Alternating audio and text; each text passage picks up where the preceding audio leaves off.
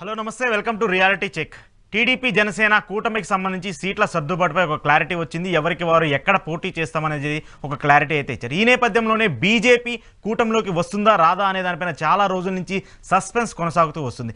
దానికి సంబంధించి ఇప్పటికే ఏపీ బీజేపీ అధ్యక్షులు పురంధేశ్వరి క్లారిటీ ఇచ్చారు. పొత్తుల గురించి కేంద్రం డిసైడ్ చేసింది. రాష్ట్ర ప్రజలంతా ప్రస్తుతం ఉన్నటువంటి ఏపీ బీజేపీ నేతలందరూ నియోజకవర్గాల వారీగా కార్యకర్తల సమావేశాలు ఏపీ నేతలతో అందరూ సమావేశం కానున్నట్టు కూడా చెప్తూ వస్తున్నారు. ఈ నేపథ్యంలోనే బీజేపీ వస్తే టీడీపీ జనసేన కూటమికి ఎంతవరకు అడ్వాంటేజ్ కానుంది, ఒకవేళ బీజేపీ రాకపోతే ఈ రెండు పార్టీలకు సంబంధించి జగన్మోహన్ రెడ్డితో పోరాటానికి పోటీ చేయడానికి ఎంతవరకు సామర్థ్యం ఉందనేది ఈరోజు రియాలిటీ చెక్లో డిస్కస్ చేద్దాం. ఈరోజు రియాలిటీ చెక్లో నాతో పాటు పార్టిసిపేట్ చేస్తున్నారు వైసీపీ నుంచి వెంకటరెడ్డి గారు, అలాగే పొలిటికల్ అనలిస్ట్ కృష్ణాంజలి గారు, జనసేన నుంచి శివపార్వతి గారు, బీజేపీ నుంచి వెంకటేశ్వరరావు గారు. ముందుగా కృష్ణాంజలి గారు నమస్తే. నమస్తే అండి, ప్యానల్ మెంబర్స్ అందరికీ కూడా నమస్కారం. సార్, ఏంటి ఇప్పుడు మొన్నటిదాకా సీట్లు ఎవరికి ఎన్ని ఏంటి అనేది ఆ గొడవ జరిగింది. ఇప్పుడు దాని మీద క్లారిటీ వచ్చేసింది. ఇప్పుడు బీజేపీ వస్తుందా రాదా అనేది ఒక భయము. ఒకవేళ బీజేపీ రాకపోతే వీళ్ళిద్దరూ జగన్మోహన్ రెడ్డి గారితో కొట్లాడే సామర్థ్యం ఉందా లేదా అనేది రెండో భయం. ఈ రెండింటికి మీరు ఆన్సర్ చెప్పాలి. ప్రతిపక్ష పార్టీలకు సంబంధించి తెలుగుదేశం, జనసేన, బీజేపీలకు పొత్తులకు సంబంధించినటువంటి దోబూచులాట ఇప్పుడు వరకు కొనసాగినటువంటి పరిస్థితి. ఒకవైపున అధికార పక్షమేమో వాళ్ళు సిద్ధం సభలు పెట్టుకోవడం, వాళ్ళ అభ్యర్థులు మార్చుకోవడం ఇవన్నీ చేశారు. ఈ విషయంలో కొంత వైఎస్ఆర్ కాంగ్రెస్ పార్టీ దూకుడు, ప్రతిపక్షాలు వెనకబాటు, ఇవన్నీ కొన్ని ఇబ్బందులు ఉన్నాయని మనం గత డిబేట్ లో కూడా మాట్లాడాం. అయితే ప్రతిపక్ష పార్టీలు ఒక అడుగు ముందుకేసాయి. తెలుగుదేశం, జనసేన రెండు కూడా 94 తెలుగుదేశము, ఒక 24 మంది ఎమ్మెల్యేలకు సంబంధించినటువంటి జనసేన, ఒక 3 ఎంపీ స్థానాలని ముందు జనసేనకు సంబంధించి ఎన్ని సీట్లు ఇస్తారు ఏమిటి అనేటువంటిది ఒక చర్చకి తెరదించారు తెలుగుదేశం పార్టీ. ఇది ఎటువైపు వెళ్తుంది ఏంటి, దీనికి సాటిస్ఫాక్షన్ ఉంటుందా లేదా, ఇది సెకండరీ. అసలు ముందు జనసేనకు వచ్చేది 24 అసెంబ్లీ స్థానాలు, 3 ఎంపీ స్థానాలు. ఇంతవరకు అయితే క్లారిటీ వచ్చింది. నాకు తెలిసి అయితే బీజేపీ పొత్తుకు సంబంధించినటువంటి అంశం ఇప్పుడు తెలుగుదేశం, జనసేనకు ఉన్నటువంటి మధ్య ఉండే ఒక జటిలమైన సమస్య. అంటే బీజేపీ తెలుగుదేశం, జనసేనతో కలిసి 2024 ఎన్నికల్లో వెళ్ళబోతోంది అనేటువంటిది నాకున్నటువంటి సమాచారం. ఇది తెలుగుదేశం, జనసేన పార్టీకి కూడా ఆ విధమైనటువంటి సమాచారం ఉంది అని. మొన్న అభ్యర్థుల ప్రకటన చేసిన రోజు కూడా పవన్ కళ్యాణ్ మా తెలుగుదేశం, జనసేన పొత్తుకి బీజేపీ ఆశీస్సులు ఉన్నాయి అనేటువంటి ప్రకటన చేశారు. దాంతో పాటుగా బీజేపీకి కూడా కొన్ని సీట్లు ఇవ్వాలి కాబట్టి అందుకనే జనసేన సీట్లను తగ్గించుకోవటం జరిగింది అనేటువంటి విషయాన్ని కూడా స్పష్టంగా పవన్ కళ్యాణ్ చెప్పారు. సరే, దానికి జన సైనికులు ఒప్పుకుంటారో లేదని వేరే విషయం. అంటే బీజేపీ పొత్తులోకి రాబోతుంది, వాళ్ళు కొన్ని సీట్లు ఇవ్వబోతున్నారు అనేటువంటి ఒక స్పష్టం. దీనికి సంబంధించి నా దగ్గర ఉన్న ఒక ఖచ్చితమైన సమాచారాన్ని నేను చెప్తాను. అది ఏమిటి అంటే బీజేపీ వాళ్ళు అంగీకరించవచ్చు, అంగీకరించకపోవచ్చు. బీజేపీ అయితే చాలా స్పష్టంగా ఈ రోజున ఈ తెలుగుదేశంతో పొత్తు అనేటువంటి విషయంలో చాలా మంకు పట్టుతో ఉంది. మాకు అవసరం లేదు, మీకు అవసరమైతే మా దగ్గరకు రండి, మేము పెట్టినటువంటి షరతులను అంగీకరించండి, అంగీకరిస్తేనే మీతో పొత్తు అనేటువంటి విధంగా కొంత పట్టుదలగా బీజేపీ వ్యవహరిస్తుంది. దాంట్లో ఏమిటి అంటే, ఒకటి వాళ్ళు 8 పార్లమెంటు స్థానాలు కావాలి అనేటువంటిది వాళ్ళ డిమాండ్. ఓకే, ఒకవేళ కాదు తక్కువ అనుకుంటే 6కు మేము పార్లమెంట్ స్థానాలకు తగ్గాము. రెండవ అంశం ఏంటంటే 25 పార్లమెంటు స్థానాలు ఉన్నాయి కాబట్టి ఒక్కొక్క పార్లమెంటు స్థానంలో ఒక్కొక్క ఎమ్మెల్యే సీటు కావాలి. అంటే 25 అసెంబ్లీ స్థానాలు తగ్గకుండా మాకు సీట్ వాళ్ళు అడుగుతుంది. అంటే 6కి పార్లమెంటు స్థానాలు తగ్గకూడదు, 25 అసెంబ్లీ స్థానాలు తగ్గకూడదు. అది కూడా ప్రతి పార్లమెంట్ లో ఒక అసెంబ్లీ ఇవ్వాలి. సార్, ఇక్కడ ఒక చిన్న క్లారిటీ. ఇప్పుడు 6.8% ఉన్న జనసేనకే 24 ఇచ్చినప్పుడు 1% కూడా ఓట్లు లేని బీజేపీకి అన్ని స్థానాలు ఇస్తారంటారా? మరి ఇవన్నీ బాగా చర్చలు బాగా ఈ వాదనలు బాగా తెస్తున్నారు. నేనేమంటాను అంటే 2019 ఎన్నికలను బట్టే కదా మరి ఇవన్నీ మీరు మాట్లాడుతున్న అందరూ మాట్లాడేది కూడా. 2019 ఎన్నికల్లో తెలుగుదేశం పార్టీ 152 స్థానాల్లో ఓడిపోయింది. మరి 152 స్థానాల్లో ఓడిపోయినటువంటి తెలుగుదేశం పార్టీకి ఇన్ని సీట్లు ఎందుకు అని బీజేపీ వాళ్ళని ఎవరన్నా అడిగితే ఎవరు సమాధానం చెప్తారా? బీజేపీ వాళ్ళు అడిగితే తెలుగుదేశం సమాధానం చెప్పిద్దా? మరి ఇక్కడ జనసేన వైపు నుంచి ఎందుకు రావట్లేదు సార్ ఆ క్వశ్చన్? ఇప్పుడు మీరు చెప్పింది వ్యాలిడ్ పాయింట్, 100% వ్యాలిడ్ పాయింట్. కానీ జనసేన ఎందుకు అలా క్లెయిమ్ చేసుకోబోతుంది? నిన్న పవన్ కళ్యాణ్ గారు చెప్పారు, నాకు కనీసం అప్పుడు ఒక 10 సీట్లన్నా గెలిపించి ఉంటే ఇప్పుడు నేను ఒక 30-40 అడగడానికి కొంత స్కోప్ ఉండేది. కానీ మీరు అక్కడ నన్ను గెలిపించలేదు కాబట్టి ఈరోజు మనం 24 స్థానాలకే పరిమితం కావాల్సి వచ్చిందని చెప్పి సాయం చెప్తున్నారు. ఎందుకు మీరు రైజ్ చేసిన పాయింట్ వ్యాలిడ్ పాయింట్ కాబట్టి వాళ్ళు ఎందుకు ఆ క్వశ్చన్ చేయలేకపోతున్నారు టీడీపీని? పవన్ కళ్యాణ్ ఒక పనికి బారిన వాదన తీసుకొచ్చాడు. నేను ఎందుకు ఈ మాట అంటున్నానంటే, జనాన్ని ఎప్పుడు కూడా ఓటర్లని తప్పు పట్టేటువంటి నాయకత్వం ఎప్పుడు కూడా సరైన నాయకత్వం కాదు. 2019లో పవన్ కళ్యాణే ఓడిపోయాడు అని అంటే దానికి బాధ్యులు ఓటర్లు కాదు, పవన్ కళ్యాణ్ చేతకంటనం, పవన్ కళ్యాణ్ అసమర్థత. ఓడిపోయావు, 2019లో ఓడిపోయావు, నువ్వు ఓడిపోయావు, పార్టీలో అందరిని ఓడించి అయిపోయింది. మరి 2019 నుంచి ఈ 4.5 సంవత్సరాలు ఏం చేసావు పవన్ కళ్యాణ్? రాష్ట్ర వ్యాప్తంగా అడిగిన వాళ్ళ ఓటర్లు అడిగితే, జనసేన అడిగితే ఏం చెప్తాడు? అప్పుడప్పుడు సినిమా షూటింగ్ మధ్యలో వచ్చి కొన్ని ప్రోగ్రామ్ చేసి వెళ్తే రాజకీయ పార్టీగా జనం ఎవరు అంగీకరిస్తారండి? మీరు 4.5 సంవత్సరాల పాటు బలాన్ని పార్టీని పెంచుకోకుండా నువ్వు ఈ రోజున తోక పార్టీగా తెలుగుదేశం ఎన్ని సీట్లు ఇస్తే అన్ని సీట్లు అంగీకరించేటువంటి విధంగా చేసి, మీరు నాకు ఆ రోజున 10 సీట్లు కట్టబెట్టలేదు కాబట్టి నేను ఇప్పుడు 25 సీట్లకు నేను అంగీకరించాను అని ఈ విధమైనటువంటి తప్పుడు మాటలు మాట్లాడితే పవన్ కళ్యాణ్ ఈ రోజున జన సైనికులు ఎవ్వరు కూడా పవన్ కళ్యాణ్ అంగీకరించేటువంటి పరిస్థితి లేదు. 24 సీట్లు అంగీకరించినటువంటి దాని మీద ఇది తెర వెనక ప్యాకేజీ ఉంది కాబట్టి ఆయన ఒప్పందం చేసుకొని వచ్చి మామే రుద్దుతున్నాడు ఇది అనేటువంటి దాని మీద ఈ రోజున పవన్ కళ్యాణ్ మీరు ఎవరైనా, నేను నిన్నటి నుంచి 2 రోజుల నుంచి అనేకమైనటువంటి ఫోన్ కాల్స్ అండి. వాళ్ళు ఒక్కటే, నేను ఎన్ఆర్ఐస్ కూడా చాలా మంది ఫోన్ చేశాను. ఇంత తడిగుట్టతో గొంతు పోస్తాడు పవన్ కళ్యాణ్ అని మేము నమ్ముండలేదు. పవన్ కళ్యాణ్ నమ్మాం. 10 సంవత్సరాలుగా కూడా ఇప్పటికీ కూడా తోక పార్టీగా తెలుగుదేశం పార్టీ దగ్గరికి వెళ్ళి 24 సీట్ల దగ్గర అంగీకరించారంటే ఏ ముఖం పెట్టుకొని వెళ్ళి ఓట్లు అడగాలి రేపొద్దున జనసేన పార్టీ తరఫున? కనీసంగా ఇప్పుడు విడిగా పోటీ చేస్తే 2019లో రాలేదు, పనిచేసాము. ఇప్పుడు రాష్ట్ర విభజన తర్వాత మొదటిసారి తెలుగుదేశం జనసేన బీజేపీ కూటమి చూశారు. అప్పుడు జనసేన ప్రభుత్వంలో లేదు. ఇప్పుడు తర్వాత వైఎస్ఆర్ కాంగ్రెస్ పార్టీ ప్రభుత్వం చూశారు. జనసేన ఇప్పుడు చూసేదానికి అవకాశం ఉంది కదా, ఆ ప్రయత్నం ఎందుకు చేయలేదు నిజాయితీగా? ఇది చేయకుండా ఈ రోజున అతను ఎడైన ఎజెండా పెట్టుకొని ఈ రోజున జన సైనికులు మొత్తాన్ని కూడా, కాపు ఓటర్ల మొత్తాన్ని కూడా తెలుగుదేశం పార్టీకి తాకట్టు పెట్టి కాపు ఓట్లన్నీ కూడా తీసుకొచ్చి తెలుగుదేశం పార్టీకి ఓట్లు వేయమంటే 24 సీట్లకి మొత్తం కాపు ఓట్లన్నీ ఎట్లా మీకు వేయాలి అనేటువంటి దాని మీద వాళ్ళు ప్రశ్నిస్తున్నారు. పవన్ కళ్యాణ్ స్ట్రెస్ చేస్తున్నటువంటి అంశం ఏంటి? ప్రధానంగా నిన్న ఓట్లు సీట్ల ప్రకటనప్పుడు కూడా మీరు గమనించండి, తెలుగుదేశం పోటీ చేసే చోట లేక బీజేపీ పోటీ చేసే చోట జన సైనికులందరూ ఓటు వెయ్యాలి, ఖచ్చితంగా ఓటు ట్రాన్స్ఫర్ కావాలి. నువ్వు ఖచ్చితంగా ఓటు వారికి ఇచ్చేయటానికి నువ్వు ఒప్పందం చేసుకొని వచ్చి ఓటర్లందరినీ కూడా జన సైనికులందరినీ కూడా నువ్వు ఒక రకంగా తాకట్టు పెట్టి ఈ రోజున నువ్వు ఓటు వేయాల్సిందంటే ఎట్లా వేస్తారు? వాళ్ళు కోరుకున్నది ఒకటేనండి. ఈ రోజున జన సైనికుల కోరిక ఏంటి అంటే కనీసంగా 3వ వంతు సీట్లు కావాలి. 58-60 సీట్లు కావాలి అసెంబ్లీ సీట్లు. కనీసంగా 6 నుంచి 8 పార్లమెంటు సీట్లు కావాలి. పవన్ కళ్యాణ్ కి ముఖ్యమంత్రి కావాలి. అది 5 ఏళ్ళు కాదు, కనీసం 2 ఏళ్ళు 2.5 ఏళ్ళు ముఖ్యమంత్రి కావాలి. ఇది వాళ్ళు కోరుకుంటున్నటువంటి అంశం. నువ్వు ఇప్పుడు కాలేదు, ఇంకా మరి నువ్వు ఎప్పటికి 24 అయిపోయింది.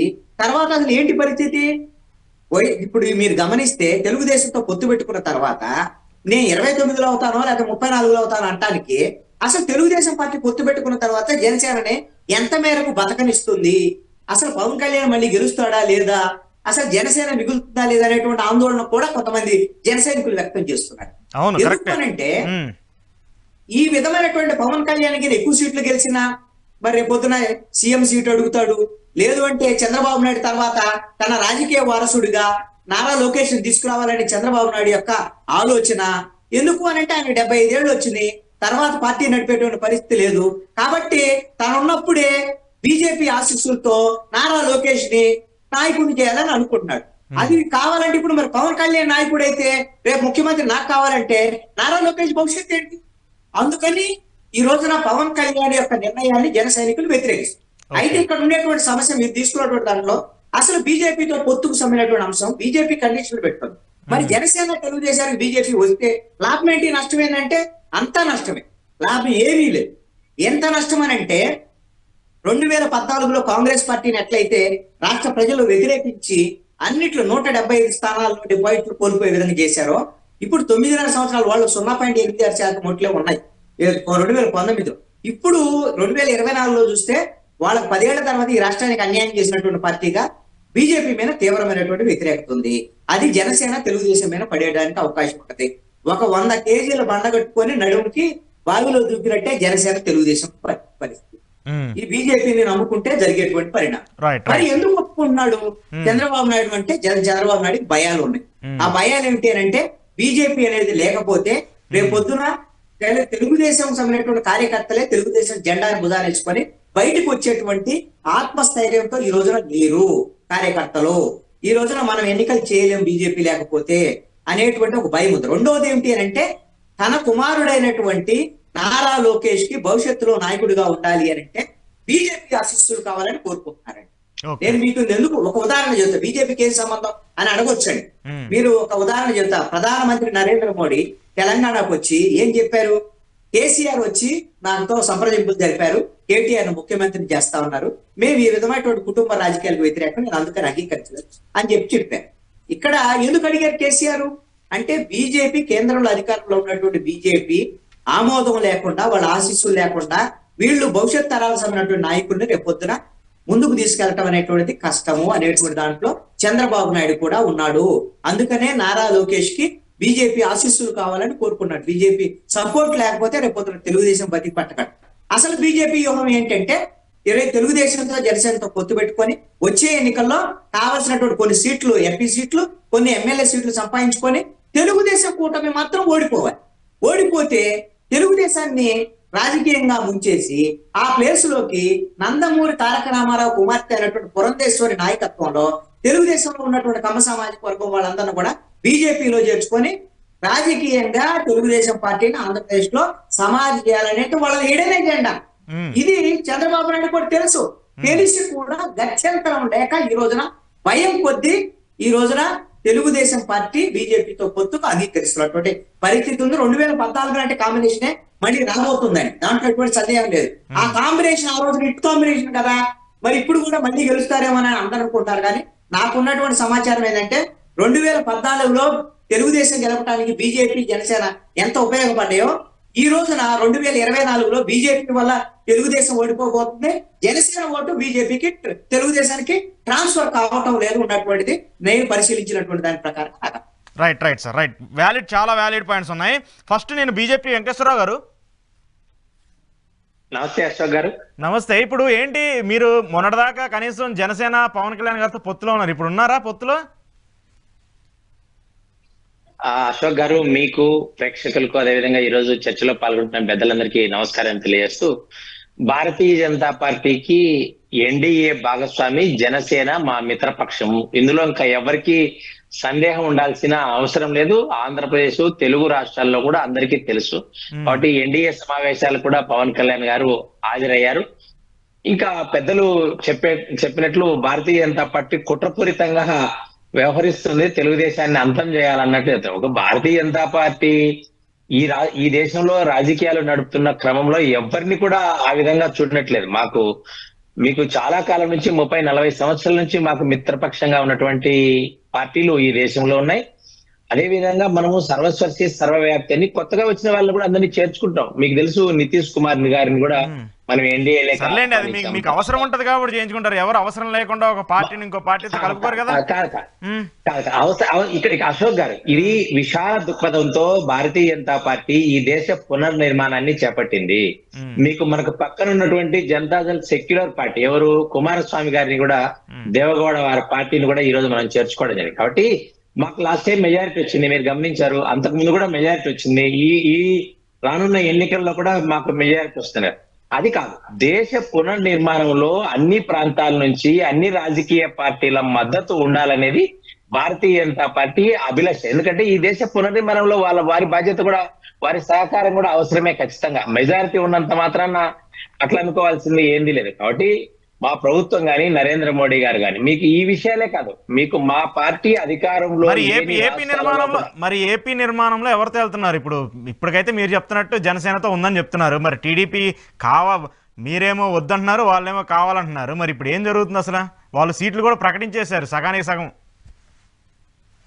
వీరినే కాదు, ఒక తెలుగుదేశం అని జనసేననే కాదు, భారతదేశంలో మాతో కలిసి భారతీయ జనతా పార్టీ ఎజెండాకు, అదే విధంగా ఎన్డీఏ అజెండాకు ఎవరైతే అనుకూలంగా వస్తారో వాళ్ళందరినీ మనం ఆహ్వానిస్తున్నాం. మీకు ముందే ఒక మాట చెప్పాను, సర్వసర్శి సర్వవ్యాప్తి, అందరినీ కూడా మేము ఆహ్వానిస్తున్నాం రావాలనేది. ఎందుకంటే దేశం బలపడాలా, ఎన్డీఏ బలంగా ఉండాలంటే ఖచ్చితంగా అన్ని ప్రాంతాల నుంచి అన్ని రాజకీయ పక్షాలు కూడా మాకు మద్దతు ఉండాలని కొడుతున్నారు.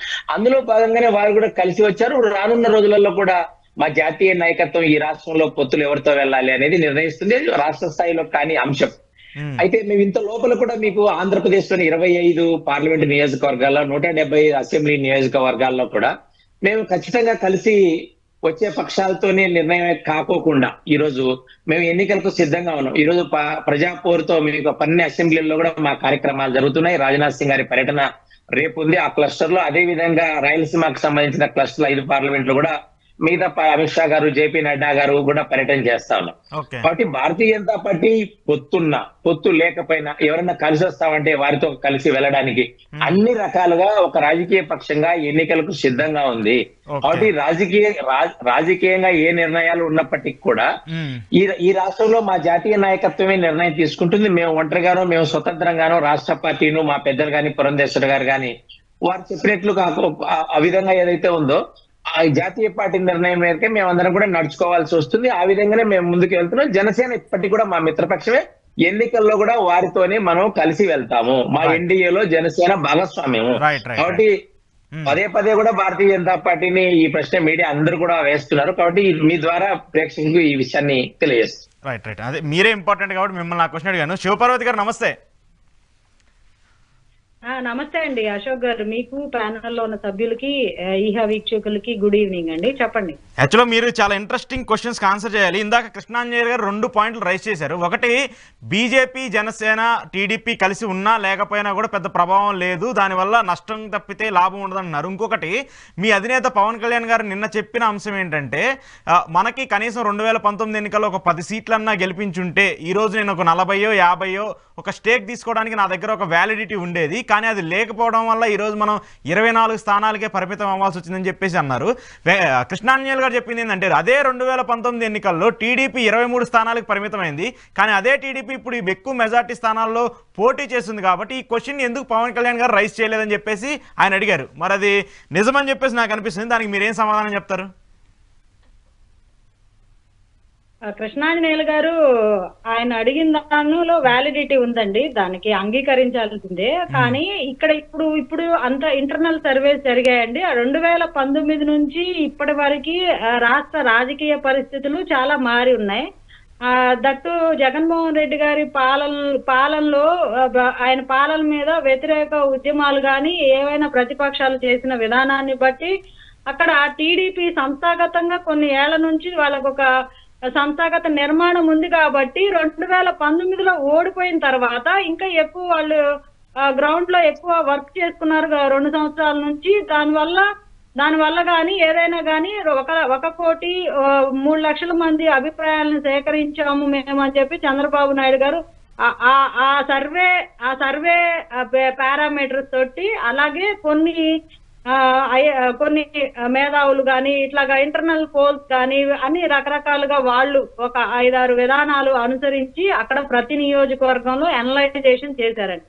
ఆ నియోజకవర్గం యొక్క స్థితిగతులను బట్టి, రాజకీయ పరిస్థితులను బట్టి జగన్మోహన్ రెడ్డి గారిని అక్కడ నిలబెట్టే వైఎస్ఆర్సీపీ పార్టీ అభ్యర్థిని బట్టి, అతను వాళ్ళ లూప్ హోల్స్ ని బట్టి, అక్కడ జరిగిన అవినీతిని బట్టి, ఏదైతేనేమి ఒక్కొక్క కాన్స్టిట్యున్సీ ఎలాగా మనం విన్ ఎలా అవ్వాలి అనే దాని మీదే ఫోకస్ చేశారు. 175 అని జగన్మోహన్ రెడ్డి గారు ఎలా అంటున్నారో ఇద్దరు కలిసి కూడా 175 మనం కూడా సాధించాలి అనే ధ్యేయంతోనే ఇలా జరిగింది. కాబట్టి జనసేనకి టీడీపీకి అక్కడున్న రాజకీయ పరిస్థితులు, అక్కడున్న సామర్థ్యాలను బేస్ చేసుకొని ఏ నియోజకవర్గం అయితే కరెక్ట్ గా డ్యామ్ షూర్ గా మేము గెలిచి తీరుతామో ఆ నియోజకవర్గాల్ని మా అధ్యక్షుల వారు తీసుకోవడం జరిగింది. ఇందులో ఎట్లాంటి చెప్పడానికి సంకోచం లేదు. మిగతా వాటిలో కూడా పోటీ మాత్రమే చేసి, అంటే ఇప్పుడు సీటు తీసుకొని ఒక 50 స్థానాల్లో పోటీ చేసి గెలుపు విన్నింగ్ పర్సెంటేజ్ తక్కువ ఉండడం కన్నాను మేము తీసుకున్న మొత్తం 100% గెలవాలి అనే కాన్సెప్ట్ మీదే మేము నియోజకవర్గాలు సెలెక్ట్ చేసుకోవడం జరిగిందని చెప్పి పవన్ కళ్యాణ్ గారు చాలా క్లియర్ గా, మా అధ్యక్షుల వారు క్లియర్ గా చెప్పారు. 98 స్ట్రైక్ రేట్ తోటి మనము అసెంబ్లీలోకి అడుగు పెట్టాలి, 24 మంది అభ్యర్థులను మనం గెలిపించుకోవాలి, ఇదొక్కటే ధ్యేయంగా అదే గోల్ గా పెట్టుకున్నాం. ఎక్కువగా తీసుకొని అంటే అక్కడ ఉన్న పరిస్థితుల్లో అవి వేస్ట్ చేయడం మాకు ఇష్టం లేదు. ఏమో మీరు కూడా అన్సాటిస్ఫైగా ఉన్నట్టున్నారు, మీ డిబేట్ మీరు కూడా టోన్ ఎందుకో తగ్గినట్టు అనిపిస్తుంది నాకు. అన్సాటిస్ఫైడ్ అంటే ఇప్పుడు మాకు కూడా ఎక్కువ స్థానాలు, గత ఎన్నికల్లో మేము 135 స్థానాల్లో పోటీ చేశాము. ఒక ఎమ్మెల్యే అభ్యర్థి గెలిచారు, మా నాయకుడు 2 చోట్ల అలాగా 3,000, 2,000 డిఫరెన్స్ తోటి ఓటమి పాలవడం జరిగింది. సో ఇప్పుడు మాకు బలం ఉంది. ప్రతి నియోజకవర్గంలో మేము గెలిచేంత బలం ఉందా లేదా అనేది ఆ ప్రాతిపదికన, అంటే ఓట్ బ్యాంక్ ఉంది, కన్సాలిడేట్ బ్యాంక్ అది గెలిచేంత లేదు, అక్కడక్కడ స్ప్లిట్ అయి ఉంది. కాబట్టి మేము కన్సాలిడేట్ చేసుకొని పక్కా విన్ అనే వాటిని సెలెక్ట్ చేసుకోవడం జరిగింది. అందులో సాటిస్ఫాక్షన్ అంటే ఇక్కడ ఒకటే ధ్యేయం, మేము తీసుకొని వాటిని వేస్ట్ చేయడం మాకు ఇష్టం లేదు. ఓకే, సో అది మెయిన్, అందుకోసమే 24 తీసుకున్నారా? దట్టు ఇంకోటి ఏంటంటే బీజేపీ పార్టీ కూడా మేము కూటమిలోకి వస్తుంది కాబట్టి ఆ బీజేపీ కోసం కూడా మేము కొన్ని సీట్లు త్యాగం చేయాల్సి వచ్చింది. ఆ బీజేపీకి సర్దుబాటు చేసుకోవడంలో, అంటే 3 పార్టీలు బలబలాలని బేస్ చేసుకొని కూడా మేమే, మా అధ్యక్షుల వారు, ఎందుకంటే బీజేపీ తోటి మేము ఆల్రెడీ మిత్రపక్షంలో ఉన్నాం కాబట్టి, సో వాళ్ళతోటి మొత్తం మంతనాలు జరిపి వాళ్ళని ఒప్పించి కూటమిలోకి రావడానికి ప్రధాన భూమిక పోషించింది మా అధ్యక్షుల వారు. కాబట్టి బాధ్యత ఆయన భుజం మీద ఉంది. కాబట్టి మేమే ఒక అడుగు తగ్గి మాకు ఏవైతే 32 స్థానాలు అనుకున్నారో ఆ 32 స్థానాలు కొన్ని బీజేపీ కేటాయించడం జరిగింది. రైట్. సో వెంకటరెడ్డి గారు నమస్తే. నమస్తే అండి, మీకు ప్యానెల్లో అందరికి అట్లానే ఏహా టీవీ ప్రేక్షకులందరూ నమస్కారం. సో ఇప్పుడు లిస్ట్ చూసినా కొంచెం ఫ్రీ అయ్యారా? అంటే నాకు కొన్ని గుర్తొస్తా ఉంటాయి, ఎందుకంటే రోజు డిబేట్లు అటెండ్ అవుతా కాబట్టి. మా కృష్ణానీలన్న, నేను, శివభారత్ గారు, వెంకటేశ్వర రెడ్డి అంతా కూడా చాలా డిబేట్లు అటున్నాయి. పవన్ కళ్యాణ్ భయం అంటే ఏంటో చూపిస్తా అన్నాడు. డిబేట్లు ఇటువంటి జరిగినాయి. ఒక్కొక్క వైఎస్ఆర్సీపీ నాయకులకి భయం అంటే ఏంటో చూపిస్తా, అసలు ఎవడరా మన ఆపేది, తగ్గేదేలే, ఆశించే స్థాయిలో లేవు, శాసించే స్థాయిలో ఉన్నాం, నేను ఎందుకు ముఖ్యమంత్రి కాకూడదు, ఈ కమ్మోళ్ళు, ఈ రెడ్లు, ఇట్లా అడగని వెళ్ళాలి సార్, ఈ కమ్మోళ్ళు, ఈ రెడ్లే ముఖ్యమంత్రి కావాలా? నేను అబ్జెక్షన్ పెడతాను. వెంకటరెడ్డి గారి వ్యాఖ్యలు వెనక్కి తీసుకోవాలి. అలా ఎప్పుడైనా కమ్మోళ్ళు, రెడ్లే రాజ్యాధికారం, మేమెందుకు కాకూడదు, కాపులు ఎందుకు కాకూడదు, ఇలాంటి వివాదాస్పద వ్యాఖ్యలు పవన్ కళ్యాణ్ గారు చేసిన వీడియో బయటంటే మీరు నిరభ్యంతరంగా ప్లే చేయొచ్చు. అవి లేకుండా మీ అభిప్రాయాన్ని నేను చెప్తాను, దాన్ని కూడా మీరు వక్రీకరించలేదు, మీరు చెప్పండి తర్వాత. ఇదే సంవత్సరం క్రితం హరిరామ జోగయ్య గారు, మీతో వచ్చిన ప్రాబ్లం ఇదే, మీరు అందరూ చెప్పేటప్పుడు నేను విన్నా, మీరు కూడా వినండి. సరే, నేను ఒక మాట నేను చెప్తాను, ఆమెను విని. నా రిక్వెస్ట్ ఏంటంటే అక్కడ ఏ కంటెక్స్ట్ లో చెప్పారో అది మీరు కన్వే చేయండి, తప్పితే మీ కంటెక్స్ట్ మాత్రం రుద్దకండి. సరే, ఎవడరా మన ఆపేది, ఒక్కొక్క వైఎస్ఆర్సీపీ వాళ్ళకి తప్పే ఉంది. మీరు అని చెప్పి పోలీసులు అడ్డం పెట్టి, బ్యారికేడ్లు అడ్డం పెట్టి కంప్లీట్ చేసిన తర్వాత మీరు మాట్లాడదు. నేను మీకు వెంటనే ఎక్కడ ఉందో పోయింది కదా, ఎవరు ఆపేది అన్నాడు, ఎవరు ఆపవసరం, మిమ్మల్ని చంద్రబాబు నాయుడు ఆపాడు కదా. రెండోది సార్, ఇదే పవన్ కళ్యాణ్ సార్, ఆమె ఆపానండి సార్ దయచేసి. శివపార్వతి గారు ఒక్క నిమిషం, ఆయన కంప్లీట్ చేసిన తర్వాత నేను మీకు ఛాన్స్ ఇస్తాను, మీరు మాట్లాడండి. ఇదే కాపు సంక్షేమ సేన హరిరామ జోగయ్య గారితో ఏదైతే సంవత్సరం క్రితం జనసేన పార్టీ ఆఫీస్ లో మీటింగ్ అయినప్పుడు, కాపులు ఎందుకు ముందుండి నడిపించకూడదు, కాపులు ఎందుకు రాజ్యాధికారం రాకూడదు, కాపులకు ముఖ్యమంత్రి అయ్యే అవకాశం ఎందుకు ఉండకూడదు అన్నారు సార్. దానికి అర్థం ఏంటి మీరు చెప్పండి సార్. మరి ఇవన్నీ అన్నాక ఈ రోజు భయం అంటే ఏంటో మాకు చూపించారా? జనసేన పవన్ కళ్యాణ్కి సంబంధించినటువంటి అభిమానులకి చంద్రబాబు నాయుడు భయం అంటే ఏంటో చూపించాడా? ఆ భయం ఏంటంటో చూపిస్తేనే కదా సార్ మేము 24 సీట్లు ఆంధ్రప్రదేశ్ రాష్ట్రంలో ఓడిపోయాం సార్. ఈ రోజు వాళ్ళకి ఇచ్చిన సీట్లు 24. మేము 3 ఎంపీ సీట్లు ఓడిపోయాం పోయిన ఎన్నికల్లో. ఆ 3 ఎంపీ సీట్లు జనసేనకి ఇచ్చారు. అంటే ఫిగర్ చూడండి, 151 మేము గెలిచాం, 24 ఓడిపోయాం. 24 జనసేనకి ఇచ్చారు, కేటాయించారు. జనసేనకు పర్మిషన్ ఇచ్చాడు చంద్రబాబు నాయుడు, ఇదిగో ఈ సీట్ల వరకు మీరు పోటీ చేయండి, ఇంతకు నేను పర్మిషన్ ఇస్తున్నా అని చెప్పి. ఇప్పుడు మరి ఎవరో తాట తీస్తా, ఒక్కొక్కరిని మోకాల మీద కూర్చోబెడతా, అసలు ఒక్కొక్కళ్ళ అంతు చూస్తా, చెప్పులు చూపించి ఒక్కొక్కళ్ళ తంతా, పేకలు విసిగి చంపేస్తా, ఇవన్నీ ఏమైనాయి సార్? ఈ రోజు ఈ ప్రగల్భాలన్నీ ఏమైనాయి? 24 సీట్లు ఇస్తే మీరు పోటీ చేసే స్థాయిలో మీ పార్టీ ఉంది, అదే మీ బలం, అంతకంటే లేదు. ఇది సోషల్ మీడియాలో, తెలుగుదేశం సోషల్ మీడియాలో ఏమంటున్నారు తెలుసా? అసలు 24 ఎందుకు ఇచ్చారు, వాళ్ళకి అంత సీన్ ఉందా అని అడుగుతున్నారు వాళ్ళు. దానికి ఒక ఎగ్జాంపుల్ పేపర్ క్లిప్పింగ్ కూడా పెడుతున్నారు. ఏమని, 2019 ఎన్నికల్లో 136 చోట్ల జనసేన పోటీ చేసింది. ఎవరి మద్దతుతో?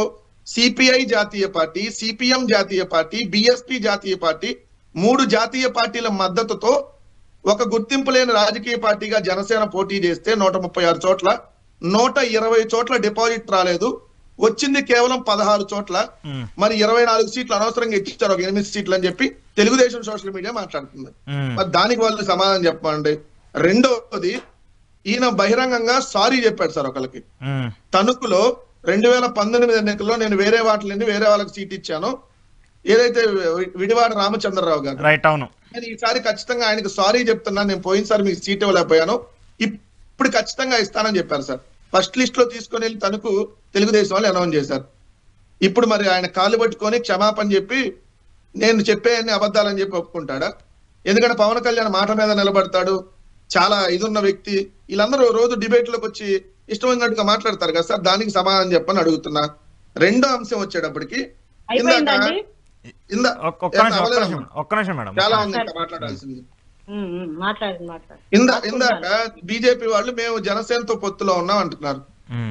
మీరు జనసేనతోనే పొత్తులో ఉన్నారన్న, మరి ఏ ఊర్లోనో తెలియదు, ఏ రోజు ఉన్నారో తెలియదు, ఎప్పుడున్నారో తెలియదు, ఏ రాష్ట్రంలో ఉన్నారో తెలియదు. అండమాన్ నికోబార్ లో ఉన్న జనసేన ఓ పార్టీ ఉంటే, అక్కడ బీజేపీ అని ఒక పార్టీ ఉంటే, అక్కడ ఏమైనా ఇద్దరు పొత్తులో ఉన్నారేమో. ఆంధ్రప్రదేశ్ లో ఉంటే వాళ్ళేమో చంద్రబాబు నాయుడు పక్కన కూర్చొని మీరేమో ఎన్డీఏలో ఉన్నారండి, మేము ఒకటే అంటే, వాళ్ళేమో సీట్లు మేము పలానా చోట్ల పోటీ చేస్తామని వాళ్ళు అనౌన్స్ చేసుకుంటే మీరేం మేము కలిసే ఉన్నాం అంటారు. మరి మీ భారతీయ జనతా పార్టీ ఈ దుస్థితి ఏందో?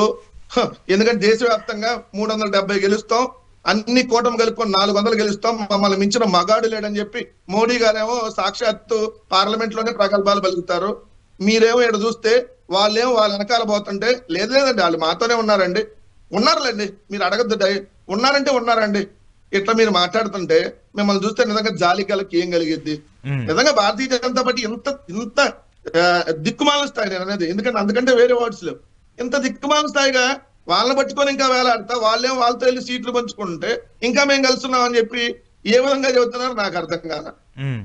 ఇంకొక అంశం నేను ఇక్కడ ప్రస్తావించాల్సింది సార్, ఈ రోజు భారతీయ జనతా పార్టీ కూడా నేను ముష్టేత్తా, ఇష్టమైతే తీసుకోండి, ఇది నేను అంటాం కాదు సార్. ఆంధ్రజ్యోతి పత్రికలో 4 ఎమ్మెల్యే సీట్లు 4 ఎంపీ సీట్లు ఇస్తాం భారతీయ జనతా పార్టీకి, వస్తే రమ్మని లేకపోతే పొమ్మని అంటున్నా. నేను ఇది ఎందుకు ప్రస్తావించా అంటే, ఇదే ఆంధ్రజ్యోతిలో ఫిబ్రవరి 5వ తారీఖు అంటే 20 రోజుల క్రితం జనసేన పార్టీకి 32 సీట్లే అడిగింది, పవన్ కళ్యాణ్ అడిగిందే 32, చంద్రబాబు నాయుడు 20కి ఓకే చేశాడు, ఇంకొక 5 అన్నా ఇమ్మని బతిలాడుతున్నాడు అని చెప్పి ఇదే ఆంధ్రజ్యోతిలో రాశారు సార్. ఆ రోజు ఆంధ్రజ్యోతిలో ఫిబ్రవరి 5వ తారీఖు రాసినటువంటిది. ఫిబ్రవరి 4వ తారీఖు చంద్రబాబు నాయుడు పవన్ కళ్యాణ్ వెళ్ళి కలిశారు, వాళ్ళిద్దరు మీటింగ్ అయ్యారు. ఆ రోజు కూడా డిబేట్లు, నేను వైఎన్ఆర్ గారితో మన ఛానల్లోనే ఇహాలోని డిబేట్లు అటెండ్ అయినప్పుడు అది రాశారంటే జనసేన వాళ్ళు ఏమన్నారంటే, ఆ పత్రిక రాసింది ఎట్లా నమ్ముతామండి, వాళ్ళు ఏమన్నా చూసారా, మాకు గౌరవప్రదమైన సీట్లు వస్తాయి, 3వ వంతు సీట్లు వస్తాయి. 3వ వంతు కాదు సార్, పావలాలో సగభాగం కూడా రాలా. అంటే 100కి 13 సీట్లు, పావలాలో సగం. ఎమ్మెల్యే సీట్లు పావలాలో సగం 12.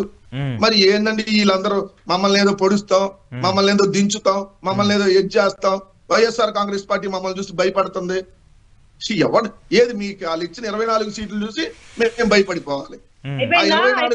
ఆ 24లో 5 సీట్లు, అది కూడా ఓ పేపర్ మీద సార్, ఇదిగోండి ఇట్లాంటి పుస్తకమే సార్, దీన్ని స్క్రిబ్లింగ్ ప్యాడ్ అంటారు కదా, ఇట్లాంటి పుస్తకంలో ఇదిగో ఇట్లాంటి పెన్నుతో చంద్రబాబు నాయుడు గారు ఇప్పుడు ఏది అనౌన్స్ చేయాలి తొందరగా చెప్పండి సార్, మరి ఒక సీట్ కూడా అనౌన్స్ చేయకపోతే పరువు పోయింది, ఒక 5 పేర్లు చెప్తే రాసుకుంటా అని. ఆయనేమో ఒక ఎక్సెల్ సీట్ లో మొత్తం నీట్ గా తయారు చేసి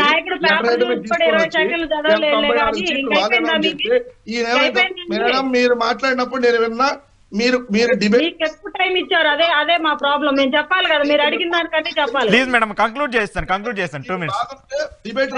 మీరే మాట్లాడుతూ ఉంటే మీరు అడిగిన దానికి మేము చెప్పాలి కదా. జనసేన వాళ్ళకి బాధగా ఉంటే డిబేట్ రావటం మానేయండి, అంతే తప్ప మధ్యలో వచ్చి అడ్డుకోండి. సార్ ప్లీజ్ సార్ వెంకటరెడ్డి గారు ప్లీజ్ కాదు అని చెప్పాలని ప్యానల్ లో ఉన్న కృష్ణానీల్ గారిని ఎస్ వెంకటరెడ్డి తప్పు మాట్లాడాడు, ఇలా మాట్లాడకూడదని చెప్పాలని నేను నేను తప్పు మాట్లాడితే నేను విత్డ్రా చేసుకుంటా. ఎవడన్నా లెటర్ హెడ్ మీద రిలీజ్ చేస్తారు సార్, ఓ పేపర్ మీద, అది కూడా 5 సీట్లు వాళ్ళు 24 ఇస్తే. అంటే వాళ్ళు డిసైడ్ అవ్వలేదండి, వాళ్ళు డిసైడ్ ఇప్పుడు వాళ్ళు క్లారిటీ తీసుకున్న తర్వాత అనౌన్స్ చేద్దాం అని చెప్పేసి అనుకున్నారు. దాంట్లో తప్పే ఉంది. క్లారిటీ సార్ ముందు రోజే అనౌన్స్ చేయడానికి సీట్లు ముందు రోజే చెప్పారు కదా. కాదన్నా ముందు రోజు ఏం చెప్పారు, మేడం ఒక్క నిమిషం చెప్పారు కదా. చెప్పండి సార్, స్ట్రైట్ మీరు అడగాల్సిన స్ట్రైట్ క్వశ్చన్స్ అడగండి. హరిరామ జోగయ్య గారు 30 సార్లు లేఖ రాశారు, కనీసం 30 సీట్లు తెచ్చుకోలేకపోయాడు. ఏం సార్ వీళ్ళందరూ మళ్ళీ మమ్మల్ని దించుతా మాకు పోటీ, అసలు వైఎస్ఆర్ కాంగ్రెస్ పార్టీకి మేమేందో చూపిస్తా, ఏది మీరు చూపించేది? ముందా 24 సీట్లు మీ అభ్యర్థులు పోటీ చేయించుకోండి, తర్వాత చెప్పండి. శివపార్వతి గారు చెప్పండి, ఆయన అడిగిన క్వశ్చన్స్ చూసే మేము నవ్వుకుంటా ఉంటాం. ఏంది వీళ్ళ స్థాయిలు మమ్మల్ని చేసి.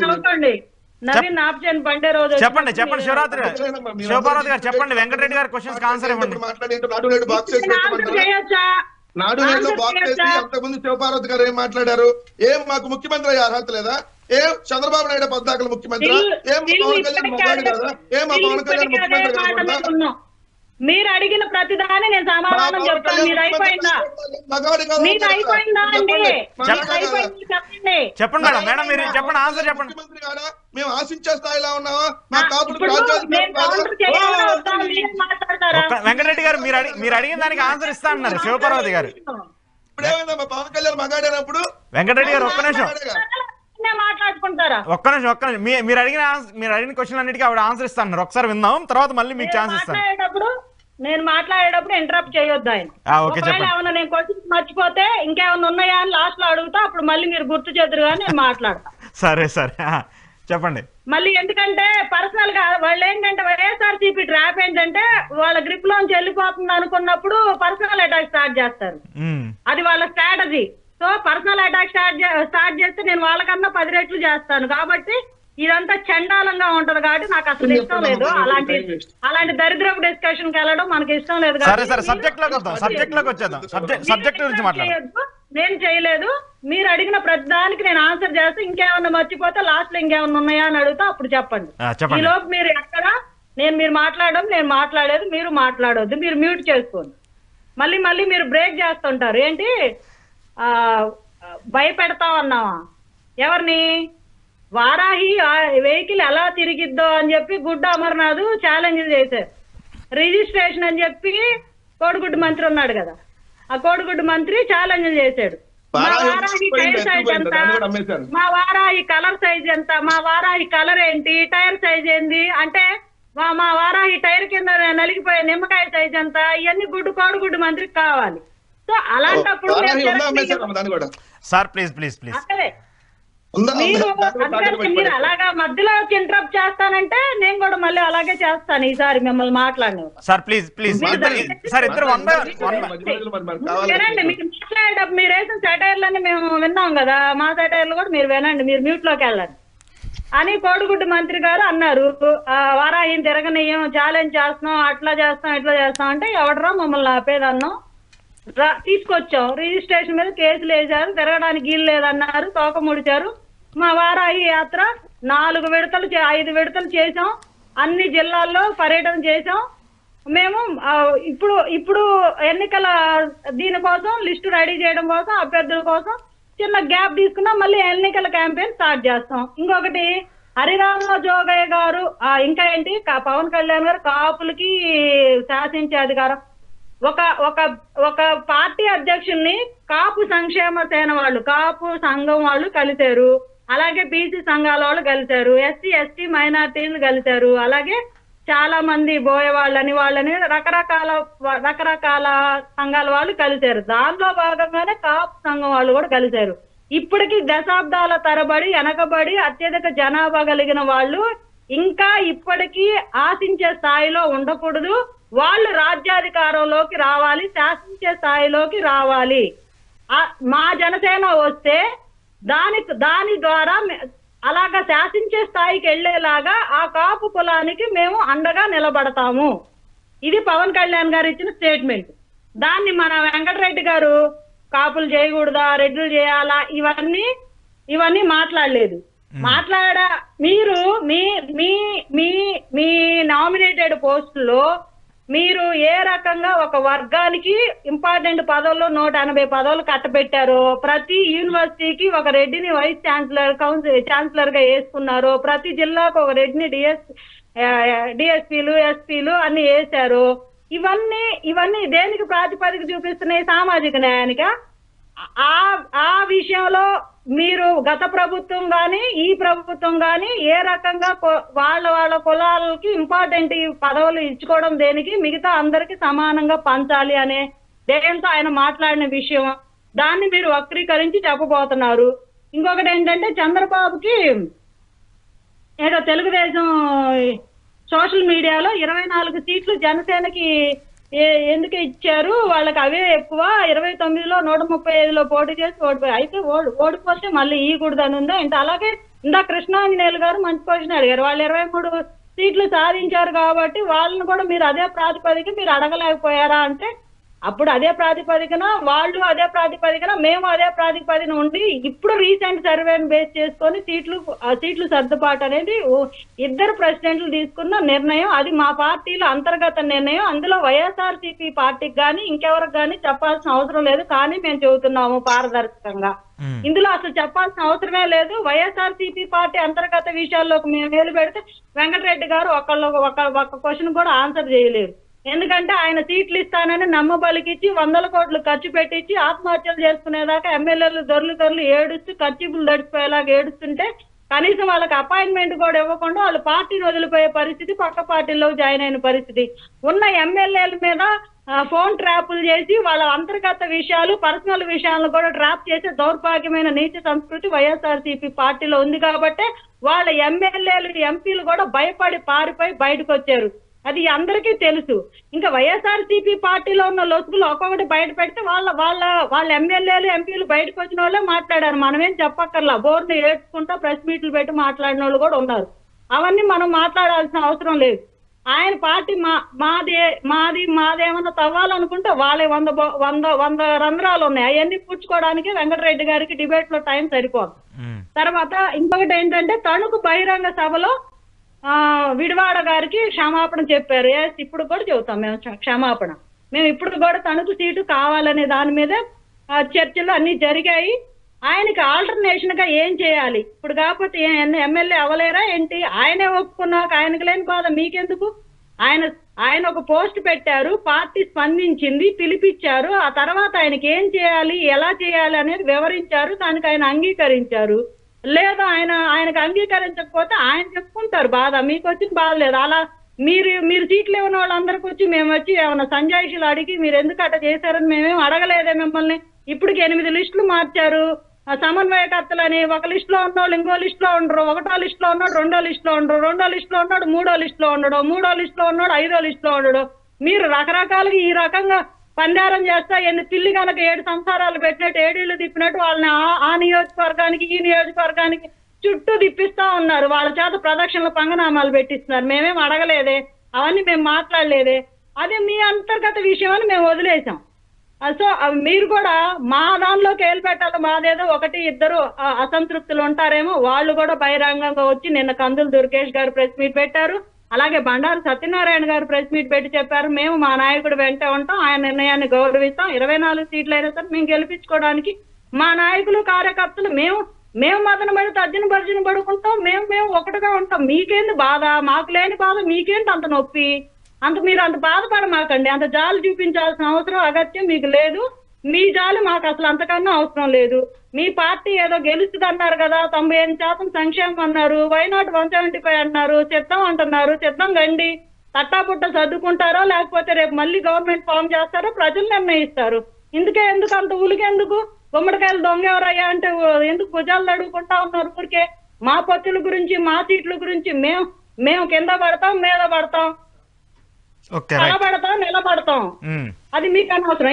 ఇంకొకటి భారతీయ ఇంకా అవలేదు. ఆయన ఏదేదో అన్నారు కదా, 4 సీట్లు ఇస్తాం, అది బీజేపీ వాళ్ళు చెప్పాలి.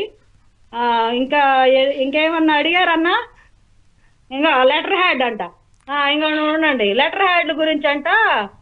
ఏంటి అభ్యర్థుల్ని ఎక్కడ ప్రకటిస్తే ఏంటి, లెటర్ ప్యాడ్లు మీలాగా అందంగా ఫ్యాన్లు వేసి 3 రంగులు వేసి మీలాగా బిల్డింగులకి వాటర్ ట్యాంకులకి కనపడిన దానికల్లా రంగులు వేసుకొని ప్రకటించమంటారా ఏంటి? మాకు ఎలా ప్రకటించామని కదా, అభ్యర్థులు ప్రకటించామా లేదా దాని మీద కొంచెం కసరత్తు జరుగుతుంది. మీకేం అంత ఉలుకు? మేము లాస్ట్ మినిట్ లో ప్రకటించుకుంటాం, మీకు పోయేదేంటి? మీకేం పోదు కదా, ఇష్టం అది. అవసరమైతే మేము విత్డ్రా అవుతాం, మేము పోటీ చేయం, మీకేం నొప్పి? మీకేంటి? ఫైనల్ అదే జరగబోయింది అమ్మా. 24 సీట్లు కూడా నాకు వద్దు. జరిగినా కూడా మీకేంటి? అది మా పార్టీ, మా విషయం. జరిగితే ఏంటి, జరగపోతే ఏంటి? ఇప్పుడు మా పార్టీ 24 సీట్లతో మా వాళ్ళు ఒప్పుకోవట్లేదు. 24 అసలు సీట్లు అనుకో, మేము అడిగే వాటికి కూడా మీరు సమాధానాలు చెప్పాలి.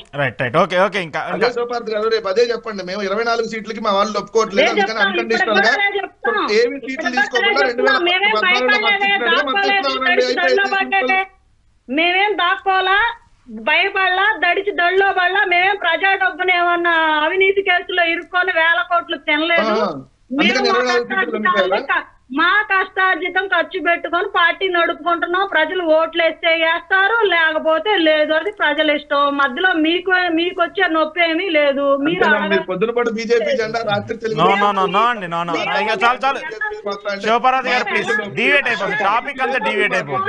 పోరాడేదే ప్రజల తరఫున మాట్లాడేదే.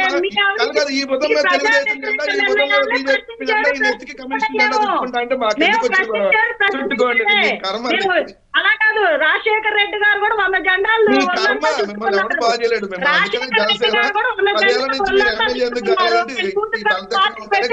చేశారు. మీరు కూడా తల్లి కాంగ్రెస్ నుంచి పిల్ల కాంగ్రెస్ అయ్యారు. మీ పార్టీ పేరులోనే ఇంకో కాంగ్రెస్ పార్టీ పెట్టుకొని వచ్చి మీరు పార్టీకి పెట్టుకున్నారు.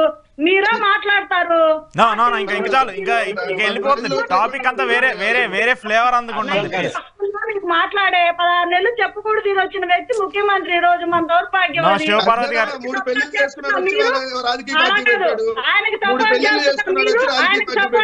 మీరు ఇంకా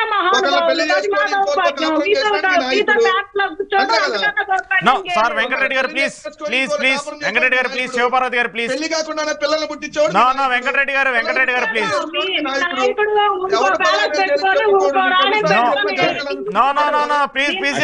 ప్లీజ్ ఇద్దరిని మ్యూట్ చేయండి ప్లీజ్. వెంకటరెడ్డి గారు, శివపార్వతి గారు ప్లీజ్, పీసీఆర్ ఇద్దరిని మ్యూట్ చేయండి.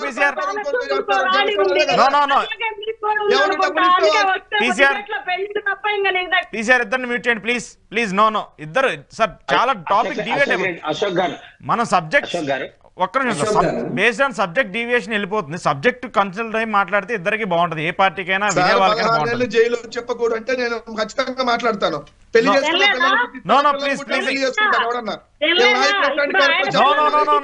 మేడం ప్లీజ్, వెంకటరెడ్డి గారు please, PCR please control. PCR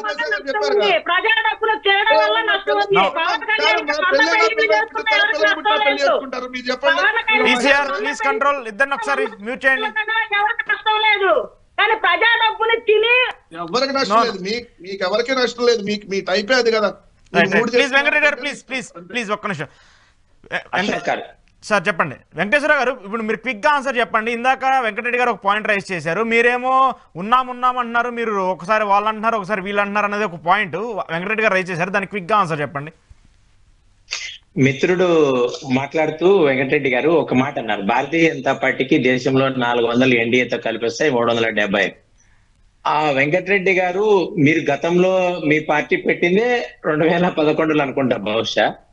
తర్వాత మీకు మీకు ఈ రాష్ట్రంలో జరుగుతున్న ఎన్నికలు మీరు ఒక నిశ్చితంగా ఒక విషయం గమనించాలి. ఏదంటే మీ పరిపాలన, ఈ 5 సంవత్సరాల్లో జరిగిన పరిపాలనలో ఈ రాష్ట్రంలోని ఏ రాజకీయ పార్టీ కూడా మిమ్మల్ని బలపరచడం లేదు. మీ పాలనకు వ్యతిరేకంగానే ఈ ఎన్నికల్లో అన్ని పార్టీలు గలమెత్తుతున్నాయి, అందరూ వెళ్తున్నారు. ఒకటే అజెండా ఏంది, మీ పరిపాలన మీద తీర్పు చెప్పమని మేము ప్రజలందరినీ కూడా అడుగుతున్నాం. మీరు చేసిన లోపాలను, మీ అసమర్థ పాలన గురించే మేము మాట్లాడుతున్నాం తప్ప ఎవరు కూడా, అది పవన్ కళ్యాణ్ మాట్లాడినా, తెలుగుదేశం మాట్లాడినా, కమ్యూనిస్టులు మాట్లాడినా, ఎవ్వరు మాట్లాడినా, బీఎస్పీ మాట్లాడినా కూడా మీతో మాట్లాడుతున్నాం. అయితే మీరు పొత్తు ఎక్కడుంది, అండమాన్ నికోబార్ దీవులు ఉందో అని అన్నట్లు మాట్లాడారు. అయితే మొన్ననే తెలుగుదేశం పార్టీ మీరు గమనించారు, తెలంగాణలో తెలుగుదేశం పార్టీ పోటీ చేయలేదు, మేము జనసేన కలిసి పోటీ చేశాం. అందులో మీరు తెలంగాణలో జాతీయ పార్టీ అని చెప్పుకుంటున్నారు.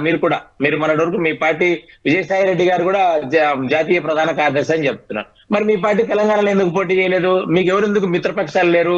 తెలంగాణలో అయితేనేమి, ఆంధ్రాలో అయితేనేమి. కాబట్టి మీకు ఎవరు లేరు. మీ పరిపాలన చక్కగా చేసిందంటే మీరు దాని మీదనే ఓట్లు అడగండి ఖచ్చితంగా. మేము వాటిలో జరిగిన లోపాల గురించి మాత్రమే మేము ఖచ్చితంగా అడుగుతాం. కాబట్టి మీతో ఎవరు కలిసి వచ్చడానికి ఈ ఆంధ్రప్రదేశ్ లో సిద్ధంగా లేరు. మాతో కలిసి వస్తామని చెప్తున్నారు. మా జాతీయ పార్టీ దేశంలోనే కాదు ప్రపంచంలోనే పెద్ద రాజకీయ పార్టీ మాతో కలిసి పోటీ చేయడానికి ఖచ్చితంగా ఉన్నారు. మాది ప్రాంతీయ పార్టీ కాదు. మా పార్టీలో అంతర్గత ప్రజాస్వామ్యం ఉందని మిగతా పార్టీలు కూడా మాతో మిత్రపక్షము గౌరవంగా ఉండడం కోసమే మాతో కలిసి వస్తున్నారు. మేము కలిసి వచ్చే పార్టీలతోనే ఖచ్చితంగా ఈ ఎన్నికల్లో పోతాం. కాబట్టి వెంకటరెడ్డి గారు మాట్లాడిన విషయంలోనే ఉన్నారని అడిగాను సార్ ఇందాక.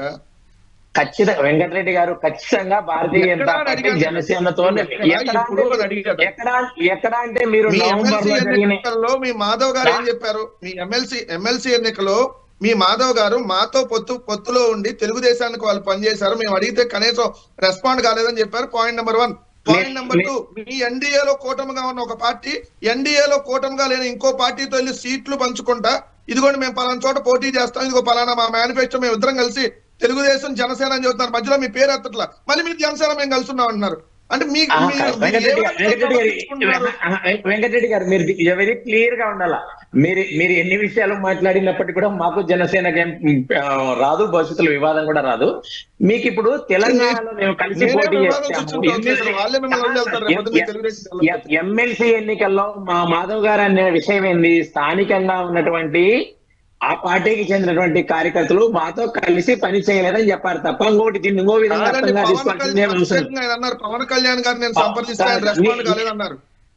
మీరు ఇప్పుడు భారతీయ జనతా పార్టీ సంప్రదిస్తుంది, ఎవరు మా నాయకత్వం, అగ్రనాయకత్వం సంప్రదిస్తుంది. వారి ఎన్డీఏతో తర్వాత ఇప్పటికి కూడా పవన్ కళ్యాణ్ గారు మన అగ్రనాయకత్వంతో మాట్లాడుతున్నారు. కాబట్టి ఇటువంటి విషయాలతో భారతీయ జనతా పార్టీ కానీ జనసేన కానీ విభేదాలు సృష్టించాలని మీరు అనుకోవద్దు. మా మధ్య విభేదాలు రావు. మీకు వ్యతిరేకంగానే ఖచ్చితంగా ఎన్నికల్లో పోతున్నాం. మీ పాలన గురించే ఈ ఎన్నికల్లో చెప్పి ఓట్లు అడుగుతాం. మా పాలన కేంద్రంలో జరిగిన విషయాలన్నిటి కూడా చెప్పే అభివృద్ధి గురించే, ఈ రాష్ట్రంలో జరిగిన మేం చేసిన అభివృద్ధి గురించే ఓట్లు అడుగుతాం. కాబట్టి రానున్న ఎన్నికల్లో ఖచ్చితంగా మీ పార్టీ మీరు కూడా ఏ స్థాయిలో ఉంటారో కూడా మీకు తీర్పు వస్తుంది. ఏప్రిల్లోనే చాలా పెద్దగా ఆలోచించాల్సింది ఏమి లేదు, పెద్ద టైం కూడా లేదు. ప్రజా తీర్పును మేము గౌరవిస్తాం, దాంట్లో నో ఇష్యూ. ప్రజా తీర్పును 100% గౌరవిస్తాం, మాకు నమ్మకం ఉంది. నేను మిమ్మల్ని అడిగేదంటే 4 సీట్లు మీకు ఎంపీ సీట్లు ఇచ్చాడు రాధాకృష్ణ, 4 ఎమ్మెల్యే సీట్లు ఇచ్చాడు, ఆ ముష్టి తీసుకోవడానికి సిద్ధమా అని అడిగా. కాదు అదే రాధాకృష్ణకు సంబంధించిన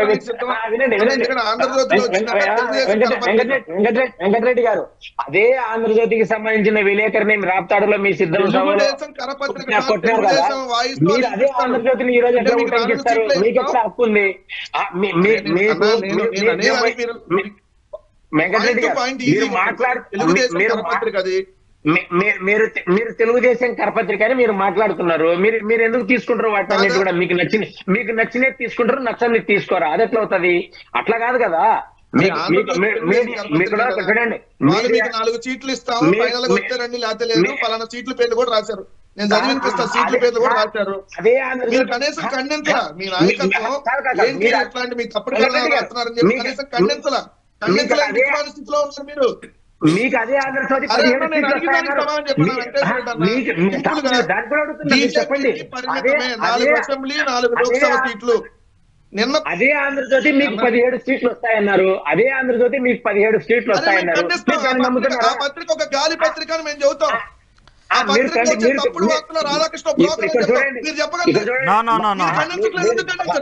చూడండి, మీకు 17 సీట్లు వస్తాయని చెప్పింది ఆంధ్రజ్యోతి.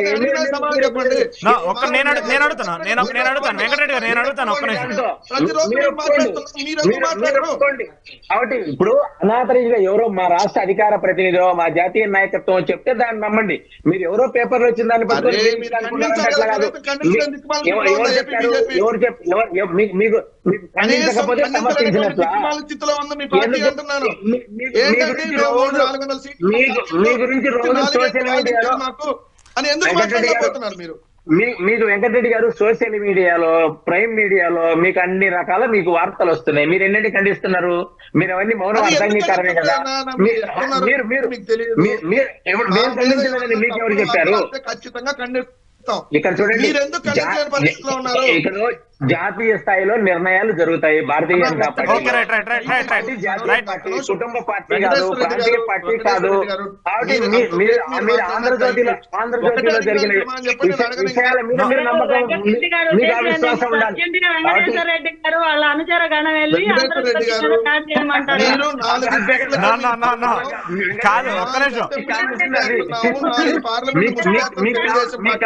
మీకు ఎవరు చెప్పారండి?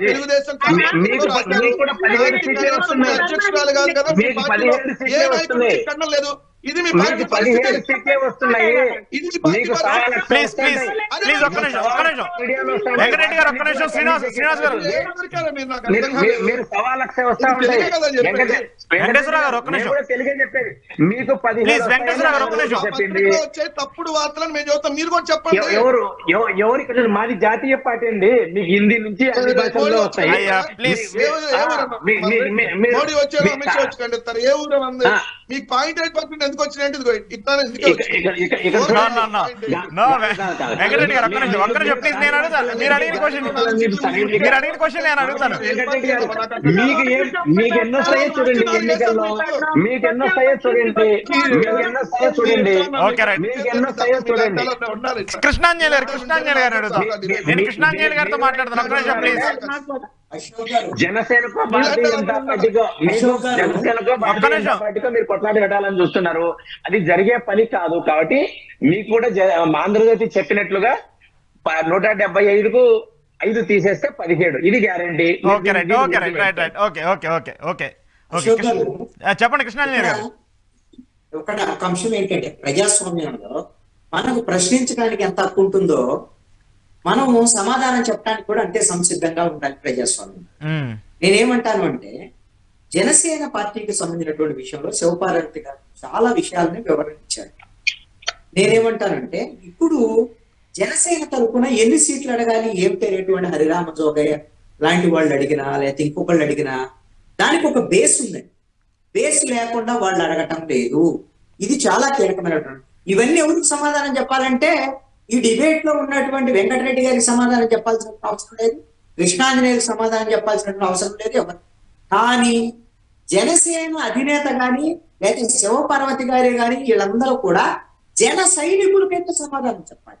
ఎందుకంటే వాళ్ళని సాటిస్ఫై చేయకుండా, వాళ్ళకి సమాధానం చెప్పకుండా వాళ్ళు మీ ఓటర్లుగా రేపొద్దున ఉండేటువంటి అవకాశం లేదు. మీ మిత్రులైనటువంటి తెలుగుదేశం పార్టీకి, బీజేపీ కూడా వాళ్ళు ఓట్లు వేసేటువంటి అవకాశం ఉండబోదు అనేటువంటిది కీలకమైన అంశం. ఈ బేస్ ఏమిటి అని అంటే, మీరు గమనిస్తే మనం 10 ఏళ్ల నుంచి జనసేన పార్టీ పెట్టారు, 2014లో పోటీ చేయలేదు, 19లో పోటీ చేశారు అని చెప్పుకుంటూ వస్తున్నారు. కానీ నా అభిప్రాయం అయితే ఈ బేస్ అనేటువంటిది 2009 ఎన్నికల బేస్ నుంచి కౌంట్ చేయాలి. ఇది చెప్తున్నటువంటిది. జనసేన అభిమానించేటువంటి కీలకమైనటువంటి నేతలు చెప్పేటువంటి అంశం కూడా చిరంజీవి వేసినటువంటి ప్లాట్ఫామ్ మీద మళ్ళీ పునః ప్రారంభమైంది జనసేన పార్టీ. 2009లో అక్కడ పిఆర్పి ఓడిపోయింది, కాంగ్రెస్ పార్టీలో కలిసింది, అన్ని కలిసినా సరే మళ్ళీ జనసేన 2014 ఏర్పడిందంటే ఆ రోజున పునాది వేసినటువంటి చిరంజీవి. కాబట్టి దీంట్లో నేను క్లుప్తంగా చెప్పదలుచుకున్నటువంటి అంశం ఏంటంటే, పిఆర్పిలో 18 సీట్లు గెలిచారు అని అంటే 2 సీట్లు తెలంగాణ పోయినా సరే 16 సీట్లు ఆంధ్రప్రదేశ్ లో గెలిచారు. ఏది తెలంగాణ తీసివేసిన తర్వాత. నాకు తెలిసి 36 స్థానాల్లో 2వ ప్లేస్ లో ఉన్నారండి ఆ రోజున ఆంధ్రప్రదేశ్ లో ఉన్నటువంటి ప్రాంతానికి. అంటే మొత్తం 52 స్థానాలకు వీళ్ళకి బలం ఉన్నటువంటి ఏది పిఆర్పీ నుంచి ఉన్నటువంటి బేస్ అండి. తర్వాత ఇప్పుడు పవన్ కళ్యాణ్ వచ్చాడు, 10 ఏళ్ళు రాజకీయం చేశాడు, దీనికి సంబంధించినటువంటి కొంత బలం ఏర్పడింది. కాబట్టి వాళ్ళు మీరు హరిరామ జోగా కేవలం మాటలు మాట్లాడటము, ఉత్తరాలు రాయటము చేయలేదండి. ఏ నియోజకవర్గాల్లో బలమైన నాయకుడు గెలవడానికి అవకాశం ఉంది. పేర్లతో సహా 54 నియోజకవర్గాలకు సంబంధించినటువంటి వివరాలు మొత్తం ఇచ్చారు. మరి జనసేన పార్టీకి సంబంధించినటువంటి నాయకులందరూ కోరుకునేది అంటే 54 కాదు 50 అయినా సరే ఇప్పుడు ఏమంటున్నారంటే, నాకు తెలిసి నేను జనసేన నాయకుడితో మాట్లాడిన నేపథ్యంలో, అయ్యా 24 కాదు పవన్ కళ్యాణ్ గారు, దయచేసి మాకు 40 సీట్లు కింద లేకపోతే ఈ విధమైనటువంటి పోటీకి మేము జనసేనకు మద్దతు ఇచ్చే అవకాశం లేదు అని ఖరాఖండిగా చెప్తున్నారండి. ఇప్పుడు పునర్విమోచన పవన్ కళ్యాణ్ కింద చెయ్యకపోతే 40 సీట్లు, ఇప్పుడు 57 సీట్లు మిగిలి ఉన్నాయి కదా, ఇంకా ఆ సీట్లలో 16 సీట్లు తీసుకోవాలి అనేటువంటిది ఈ జనసేన పార్టీ రాష్ట్ర ప్రధాన కార్యదర్శి అనుకుంటాను బొలిశెట్టి సత్యనారాయణ ఒక ప్రముఖ టీవీ ఛానల్ డిబేట్ లో చెప్పారు. 16 సీట్లు అయినా సరే మిగిలిన 57 సీట్లలో వస్తే అప్పుడు గౌరవప్రదంగా మాకు జనసేనకి 2 సీట్లు ఉన్నాయి. అదే విధంగా 3 ఎంపీ స్థానాలు కాదు 5 ఎంపీ స్థానాలు కావాలి. ఈ విధమైనటువంటి పరిస్థితి ఉంటేనే జన సైనికులు మిగతా మిత్రపక్షమైనటువంటి వాళ్ళు ఓట్లు వేసేదానికి అవకాశం. పవర్ షేరింగ్ విషయంలో కూడా చంద్రబాబు నాయుడు స్పష్టత ఇవ్వకపోతే, అది కూడా ఎన్నికలకు ముందే పవన్ కళ్యాణ్కి ముఖ్యమంత్రి అది 2 ఏళ్ల 2.5 ఏళ్ల ఏదండి, ఈ స్పష్టత లేకుండా ఎన్నికలకు వెళ్తే జరిగేది ఏం లేదండి. జన సైనికులు ఏమి పవన్ కళ్యాణ్ ఏమనరు, ఆయనకి ఏమి ఎదురు మాట్లాడరు, ఏమి చేయరు. గాజు గ్లాసు ఉన్న తోట మేము ఓటేస్తాం. ఇంకా మిత్రపక్షంగా ఉన్న తెలుగుదేశం ఉందనుకో, తెలుగుదేశం జెండాకి సైకిల్ గుర్తుకు మేము ఓటేయ్యాం. బీజేపీకి రేపు మిత్రపక్షం వచ్చింది, కమలానికి మేము ఓటేయ్యాం. ఎందుకంటే మాకు మా సీట్లు మీరు తెచ్చుకోవడం ముఖ్యం, వాళ్ళందరికీ మేము పల్లకీలు మోయడానికి లేవు. పవన్ కళ్యాణ్ ఎందుకు మోయాలనుకుంటున్నారో మాకు తెలియదు. పవన్ కళ్యాణ్ నిర్ణయాన్ని కూడా మేము అంగీకరించుకోవాలి. నేను అనేక మందితో మాట్లాడింటానని నేను చెప్తాను. నైతికత కోసం నేను నా దగ్గర ఉన్నటువంటి నా ఫోన్ లో ఉన్నటువంటి ఆడియోస్ నేను మీకు వినిపించట్లేదు తప్ప అలాంటి బొచ్చినండి ఆవేదన. ఎందుకోసం అంటే పవన్ కళ్యాణ్ ఎందుకు ఈ నిర్ణయం తీసుకున్నారు, ఎందుకు అంగీకరించారు, అసలు ఏమిటి అని ఉన్నటువంటి ఒత్తిడి ఏంటి, ఎందుకు తన బలాన్ని తను తగ్గించుకుంటున్నారు అనే ఆవేదన వ్యక్తం చేస్తున్నారు లీడర్లు కూడా. నేను ఆన్సర్ చేయొచ్చండి, చేయండి. ఇక మీరే కంక్లూడ్ చేస్తూ చెప్పేసేయండి, ఇప్పుడు వాళ్ళ ముగ్గురికి చెప్పేసేయండి సమాధానం. కృష్ణాంజనేయులు గారు చాలా విలువైన విషయాలు చెప్పారు, థ్యాంక్స్ అండి. మీరు చాలా ఎనాలిసిస్ చేశారు మా పార్టీ కోసం, మేము అప్పుడు థ్యాంక్స్ చెప్పాలి మీకు. ఇంకొకటి 54 కాదు 50 ఏదో 40 అయినా సరే తీసుకోండి. పవన్ కళ్యాణ్ గారు మీరు చెప్పిన ప్రజారాజ్యం పార్టీ అప్పుడు 36 ప్లేసుల్లో 2వ స్థానంలో ఉంది, 18 సీట్లు గెలిచాము. తెలంగాణ 2 తీస్తే 16, ఇదంతా బానే ఉంది. ఆ పేజ్ మీద తీసుకున్న 2019లో మేము 2వ ప్లేస్ లో ఉన్న స్థానాలు, 3వ ప్లేస్ లో ఉన్న స్థానాలు ఎక్కువ, మేము 25,000 పైచీలకు ఓట్లు సాధించిన స్థానాలు అన్ని తీసుకొని ఇప్పుడు ఎవరైతే ఇన్ఛార్జీలు ఉన్నారో అందరినీ పిలిపించి ఒక్కొక్కరితో గంట సేపు మాట్లాడి వాళ్ళ విషయాలు, వాళ్ళకి ఆసక్తి ఉందా లేదా, మీరు ఫైట్ ఏ స్థాయిలో అంటే విన్ చేయడానికి మీ ఉన్న బలాలేంటి, బలహీనతలేంటి, సో టీడీపీకి ఉన్న బలాలేంటి, బలహీనతలేంటి, అక్కడ సినారియో ఏంటి, దాన్ని మీరు అధిగమించగలరా, సో మీకు ఇష్టమైతే నేను ఈ సీటు బ్లాక్ చేస్తాను, మీ అభిప్రాయం చెప్పండి అంటే అభిప్రాయాలు సేకరించిన తర్వాతనే అది ఆ నెంబర్కి ఆయన కుదించడం జరిగింది. ఇంకొకటి, ఒక తణుకు విషయంలో ఆయన ఒప్పుకున్నారు చేస్తానని. అది ఏంటంటే పార్టీల అంతర్గత విషయాల వల్ల అది ఆ 1-2 సీట్లు వివాదాస్పదంగా ఉన్నాయి తప్పితే మిగతా అన్ని అభ్యర్థుల్ని అడిగే, కందుల దుర్గేష్ గారిని కూడా అడిగే నిర్ణయం తీసుకోవడం జరిగింది. అంటే ఇప్పుడు మీరు చెప్పేదాని ప్రకారం ఇప్పుడు మిగతా వాళ్ళు రెడీగా లేరనా, లేదంటే పోటీ చేయడానికి సిద్ధంగా భయపడుతున్నారని కాదు, టీడీపీ వాళ్ళ పారామీటర్స్ ఎట్లా ఉన్నాయి, మీ పారామీటర్స్ ఎట్లా ఉన్నాయి. ఇప్పుడు ఈ సీటు మీరు తీసుకొని వాళ్ళకన్నా వైఎస్ఆర్సీపీని అధిగమించేంత మీ దగ్గర శక్తి సామర్థ్యాలు ఉన్నాయా, పని చేయడానికి బలం ఏంటి, మీకున్న బలహీనతలు ఎక్కడ, మీ డ్రాబ్యాక్స్ ఏంటి అన్ని అనలైజ్ చేసుకొని ఒక ఇంటర్నల్ సర్వే చేపించి, అది మేం చేసింది కాదండి, థర్డ్ పార్టీ చేసింది, ఎవరు చేయలేదు. థర్డ్ పార్టీ ఇంటర్నల్ సర్వే చేపించుకొని ఆ నియోజక పరిస్థితులను పట్టి అక్కడ వీళ్ళ బలాబలాలను పట్టి, అంటే ఇప్పుడు పోటీ చేయాలని నాకు కూడా ఆశ ఉందండి, నాకు కూడా ఆశ ఉంది. కానీ నేను ఒక 2 మండలాల్లో 3 మండలాల్లో ప్రభావితం చేస్తాను, నియోజకవర్గం ప్రభావితం చేసే నా దగ్గర శక్తి లేకపోవచ్చు. ఇప్పుడు ధనంతో ముడిపడిన రాజకీయంలో ఇప్పుడున్న ఎన్నికల ప్యాటర్న్ లో ఇప్పుడున్న వైఎస్ఆర్సీపీ పార్టీ చేస్తున్న ఎన్నికల విధానం చూస్తే ఎలా ఉందంటే అది మా ఓటర్లు వేరే బస్సుల్లో తరలించేలాగుంది. ఆ బస్సుల్లో ఓటర్లను తట్టుకోవాలి. మన దుర్భాగ్యం ఏంటంటే ఒక తండ్రికి 300 మంది పిల్లలు ఉంటారు. మరి ఒకే డోర్ నెంబర్ మీద 600 ఓట్లు ఉంటాయి. ఇట్లా రకరకాలుగా ఉంటది అన్నమాట పరిస్థితి. ఓటుకు 10,000 పంచుతారు. ఇసుక రాజకీయం అన్నా ఇప్పుడు రాజకీయ పార్టీలు ఇప్పుడు ఎవరైనా తరలించినవి ఉన్నాయి. అది అందరూ చేస్తున్నదే కదా, అందరూ చేస్తున్నదే. ఈగాక రౌడీయిజాలు గోండాయిజాలు. మేము చాలా సొంతకోసమని వెంకటరెడ్డి అని ఇప్పుడు భలే చెబుతాడు. అంటే ఇప్పుడు మీరు చెప్తుంది ఏంటంటే జనసేనకి అంత క్యాపబిలిటీ లేదని చెప్పేసి మీరు చెప్తున్నారు. నవనవ రత్నాలు కడిగిన ముత్యాలు చాలా శుద్ధపోతులు. అసలు పారదర్శకతకి నిర్వచనమే వైఎస్ఆర్సీపీ పార్టీ. చెప్పండి వెంకటరెడ్డి గారు, చెప్పండి, కంక్లూడ్ చేస్తూ చెప్పండి. శివపార్వతి గారికి ఆన్సర్ ఇవ్వండి. స్థానిక ఎన్నికల్లో మొత్తం ఏకగ్రీవాలు, ఎమ్మెల్యేలకు టార్గెట్లు, ఎవరు ఏకగ్రీవం చేయకపోతే వాడికి స్టంట్లు. మామూలు కాదు, ఒక రేంజ్ లో స్థానిక ఎన్నికలు చూసాం.